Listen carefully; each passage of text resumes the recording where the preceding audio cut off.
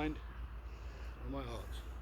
From the rising to setting of the sun, to honour our ancestral gods. Here are the warden and the high gods of Ossiard and one arm.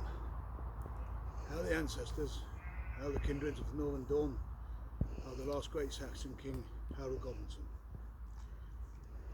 I ask thee, high thunderer through Nor, please bless your sacred way of thought. Through Nor Veo, through Nor Veo, through Nor Veo.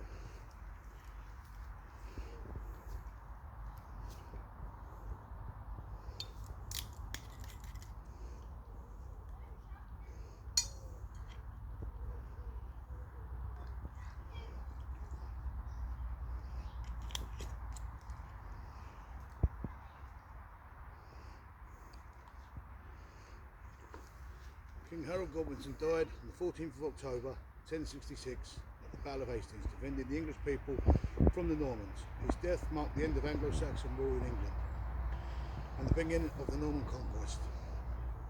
And this beautiful sight, the Battle of Hastings, which changed England forever, as our last great warrior King Harold was felled with an alleged arrow in the eye.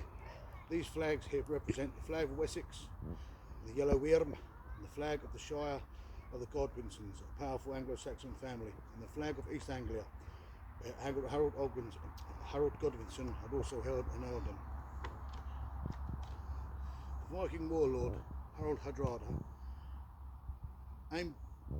allied by King Godwinson's banished sibling Earl Tosti, invaded northeast England. The Vikings routed the Anglo-Saxon army led by Earl Edwin of Northumbria, allied by Morcar of Mercia. The Battle of Fulford, 20th September 1066. They took York, an important city at the time, on the 18th of September. Harold decided to set off from London, heading for a showdown with Tosti and Harold Hardrada.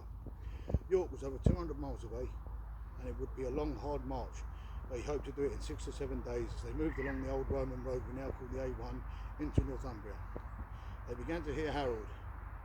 News of the battle at Gate Fulford. Harold no doubt was dismayed to hear of the defeat of the Northern Army and the loss of such an important city as York, but more so because of the loss of the Mercian and Northumbrian huscarls. And feared would have left his force short of manpower and horses.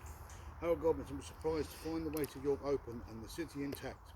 City officials no doubt explained to Harold that they were to hand hostages over that Hardrada demanded at Stamford Bridge at daybreak on the 25th of September 1066. The invaders had spent their time revelling Norse, Scot and English, no doubt drinking, womanising and sleeping due to the hot sun. Many of Hardrada's men left their heavy armour and stuffy constricting bairnies back at camp and marched off with their lighter weapons. Hardrada's one failing was not to post lookouts. When he knew he had complete surprise, did Harold arrange his men into battle formation. They would have an advantage of height and speed as they charged down the Vikings scattered along the banks and the river. Battle trumpets and drums beating louder and louder.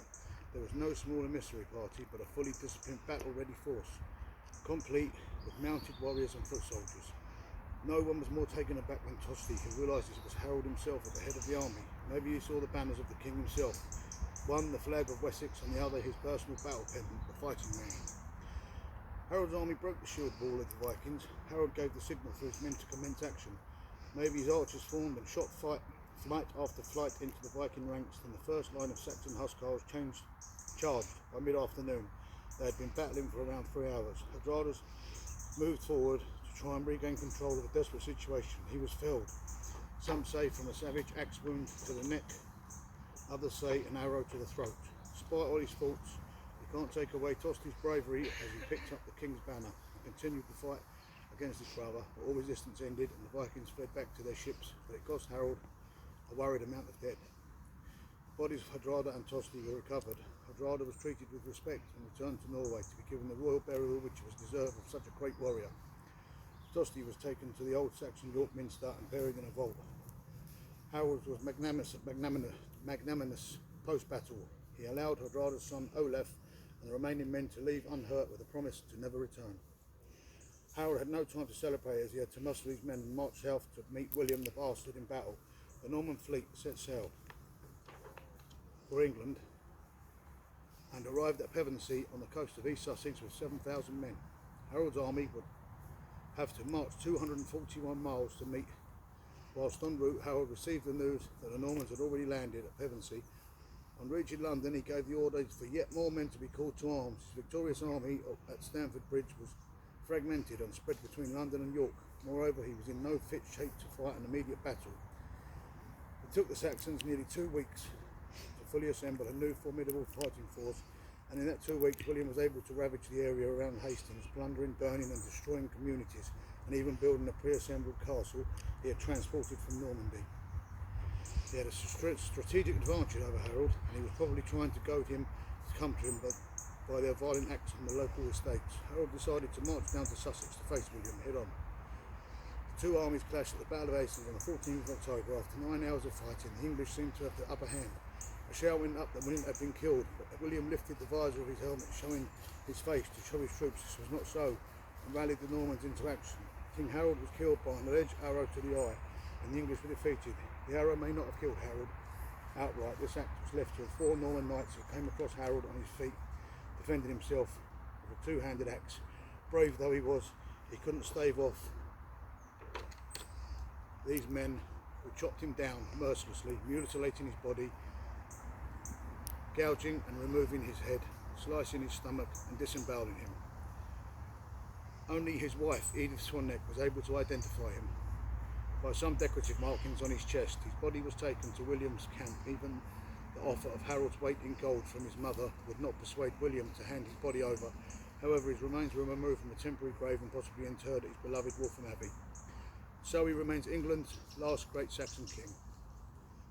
We should remember the brave Angelcynn up and down the country who rallied to join their king to fight battles at either end of our great land against Viking and Norman invaders.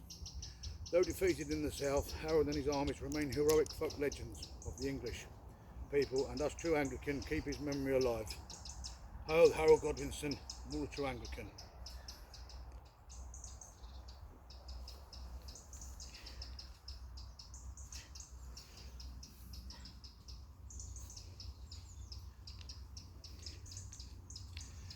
Clear.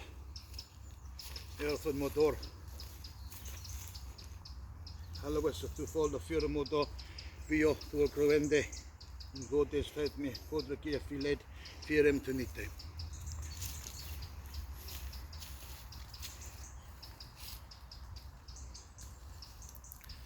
With all my mind, with all my heart.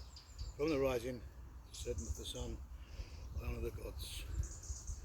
Hail Walden, hail Mother Freak, hail Ingvi, hail Thunor, hail the kindreds of the Northern Dawn, hail our great Anglican. The sacred space is now open.